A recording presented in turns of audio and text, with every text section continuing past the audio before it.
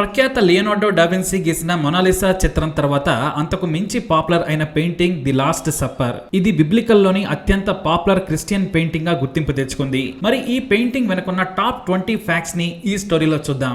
Fact number 1, the last supper painting బైబిల్లోని Jesus చివరి భోజనం కథ ఆధారంగా గీసిన ఈ పెయింటింగ్ ను ప్రఖ్యాత లియోనార్డో డావిన్సీ గీశాడు.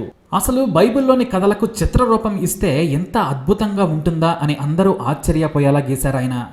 1495 నుంచి 98 వరకు ది లాస్ట్ సప్పర్ చిత్రాన్ని గీశారు.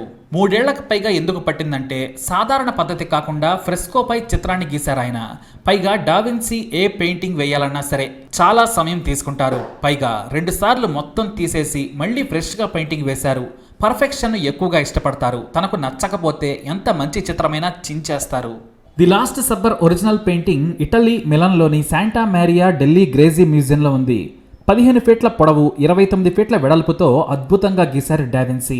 బైబిల్లోని ముఖ్యమైన యేసుక్రీస్తు చివరి భోజనం ఘటన ఆధారంగా ఈ చిత్రాన్ని గీశాడు డావిన్సీ. ఇలాంటి ఆలోచనలు ఎవరూ కూడా చేయలేదు. పైగా పుస్తకంలో రాసిన విషయాలను బొమ్మ రూపంలో కథను చెప్పేందుకు గీశాడు. యేసుక్రీస్తు తన చివరి భోజనాన్ని 12 మంది శిష్యులతో కలిసి చేశాడు. Bartholomew, James the lesser, Andrew, Peter, Judas Iscariot, John, Thomas, James the greater, Philip, Matthew, Jude, Simon. అయితే ఈ 6గురిలో ఉన్న యేసుక్రీస్తుకు కుడివైపున ఉన్నది మహిళ లేదా పురుషుడా అనే చర్చ నేటికి ఉంది. అందరూ జాన్ అంటారు, కానీ కొంతమంది మాత్రం జీసస్ దగ్గర వ్యక్తి అయిన మెడలిన్ అనే వ్యభిచారి అనేవారు కూడా ఉన్నారు. ఫ్యాక్ట్ నెంబర్ 7, చివరి భోజనంలో జీసస్ తన శిష్యులకు బ్రెడ్తో పాటు వైన్ను కూడా ఇచ్చారు. అంటే బ్రెడ్ను తన శరీరాన్ని సూచిస్తుంది, వైన్ తన రక్తాన్ని సూచిస్తుంది అని చెప్పారు డావిన్సీ. తన ప్రియ శిష్యులలోనే ఒక వ్యక్తి నన్ను మోసం చేస్తాడని జీసస్ చెప్పగా అతనికి ఎడమవైపు 3వ వ్యక్తి ఫిలిప్ నేను కాదు కదా అంటాడు. కానీ ఆ మోసం చేసే వ్యక్తి జుడాస్ని నల్ల రంగులో నేరగాడిగా చిత్రీకరించాడు డావిన్సీ. అతని చేతిలో చిన్న పౌచ్ కనిపిస్తుంటుంది. పైగా బ్రెడ్ని దొంగతనం చేస్తున్నట్లు చూపించాడు. అతనే జీసస్ని మోసం చేసేదని చూపించాడు డావిన్సీ. ఇక ఈ పెయింటింగ్ గొప్పతనం ఏంటంటే యేసుక్రీస్తును సిలువ వేయడానికి ముందు తన శిష్యులను కలుస్తాడు. ఆ సమయంలోనే వారందరికీ భోజనం ఏర్పాటు చేస్తాడు. ఇదే తన చివరి భోజనమని వారికి చెబుతాడు. అంతేకాదు తన శిష్యుల్లోనే మోసగాడు ఎవరనేది చెప్పడమే కాదు, ఎలా సేవ చేయాలో కూడా తన శిష్యుడి పాదాలు కడుగుతాడు జీసస్. మీరెందుకు నా పాదాలు కడుగుతున్నారని అడగగా నేను మీ అందరికీ సేవకుడిని, మీరు కూడా మీ శిష్యులు మీ మాటలు వినే వారి పాదాలు కడిగి సేవకులిగా మారండి చెప్పాడు. అంటే సిలువకు ముందు జీసస్ జీవితం ఎలా ఉందో ఒక గొప్ప పెయింటింగ్ రూపంలో చూపించాడు లియోనార్డో డావిన్సీ. లియోనార్డో డావిన్సీ మొత్తం 12 మంది శిష్యులను 4 గ్రూపులుగా విభజించాడు. మొదటి గ్రూపులోని బార్తొలిమ్యూ, జేమ్స్ మరియు ఆండ్రూలు ఆశ్చర్యకరంగా చూస్తున్నారు. 2వ గ్రూపులోని జుడాస్ మోసకారిలా తన పని తాను చేసుకుంటున్నాడు.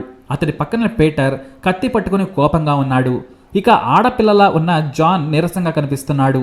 3వ గ్రూపులోని థామస్ ఏదో కోల్పోయినట్లు ఉండగా జేమ్స్ షాక్లో ఉన్నట్లు కనిపిస్తున్నాడు. ఇక ఫిలిప్ మాత్రం జీసస్తో మాట్లాడుతున్నట్లుంటుంది, అది కూడా తనను మోసం చేసే శిష్యుడి గురించి. ఇక 4వ గ్రూపులో సైమన్ చెప్పే మాటలను జూడ్, థామస్ వింటున్నారు. ఇక ఈ పెయింటింగ్ పై వివాదాస్పద వ్యాఖ్యలు కూడా వచ్చాయి. ద టెంపర్ రెవల్యూషన్ లో లిన్ పింకెట్, క్లైవ్ ప్రిన్స్ అనే 2 చరిత్రకారులు జీసస్ కు కుడివైపున ఉన్నది జాన్ కాదని అతన్ని ఇష్టపడ్డ మేరీ మెడలిన్ ఈమె ఒక వ్యభిచారి అని అంటారు. అంతేకాదు జీసస్ కు సిలువ వేసినప్పుడు ఆమెనే ప్రత్యక్ష సాక్షి. కానీ ఈ పెయింటింగ్ కు బలవంతంగా క్రిస్టియానిటీ పవిత్రతను పూశారనేది కూడా వారి ఆరోపణ.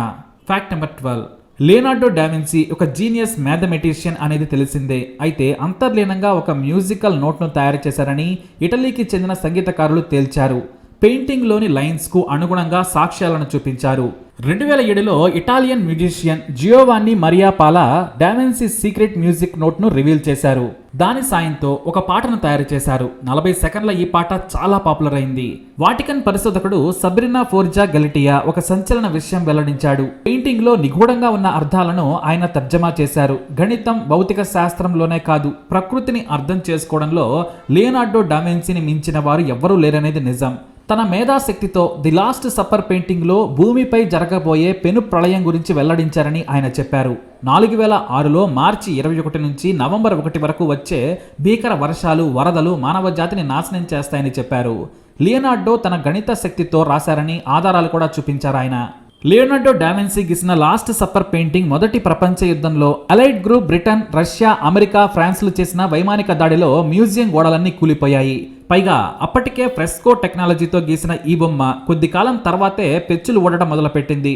దీంతో ఒరిజినల్ లియోనార్డో బ్రష్ స్ట్రోక్స్ ఇప్పుడు అక్కడక్కడ కనిపిస్తాయి. అయితే ఇప్పటికే 19 సార్లు దీనిని రీస్టోర్ చేసేందుకు ప్రయత్నించి కొంతవరకు సక్సెస్ అయ్యారు. కానీ చాలా పలుచగా మాత్రమే ఈ పెయింటింగ్ ఇప్పుడు కనిపిస్తుంది.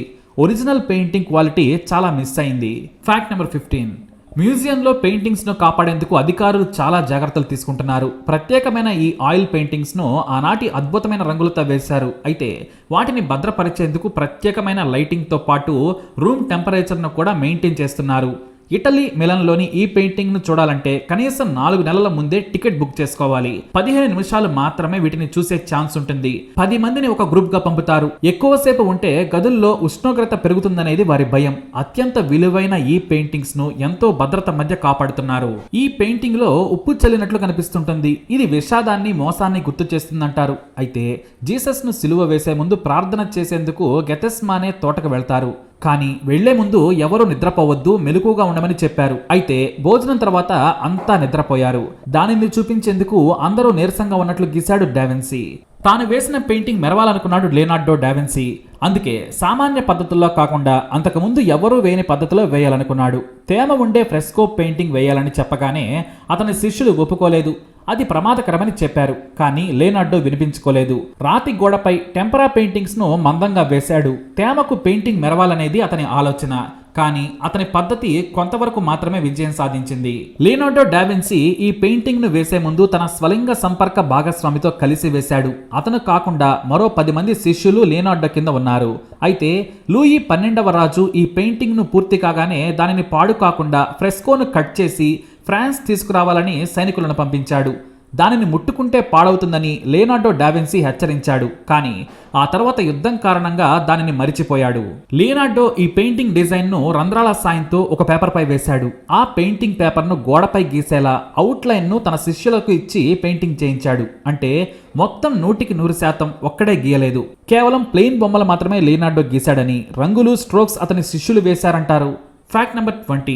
లియోనార్డో డావిన్సీ బైబిల్లోని గొప్ప కథను బొమ్మ రూపంలో ది లాస్ట్ సప్పర్ పెయింటింగ్ వేసిన ప్రకృతినే ఆయన దేవుడిగా నమ్ముతారనే పేరుంది. అసలు ఆయన ఏ మతాన్ని పెద్దగా పట్టించుకోలేదు. కేవలం పెయింటింగ్ మాత్రమే లియోనార్డో డావిన్సీకి ఇష్టమైన మతం. మరి ఈ పెయింటింగ్ గురించి ఈ విషయాలు మీకు నచ్చినట్లయితే తప్పకుండా ఈ ఛానల్ లైక్ చేయండి, షేర్ చేయండి, మా ఛానల్ని సబ్స్క్రైబ్ చేసుకోండి.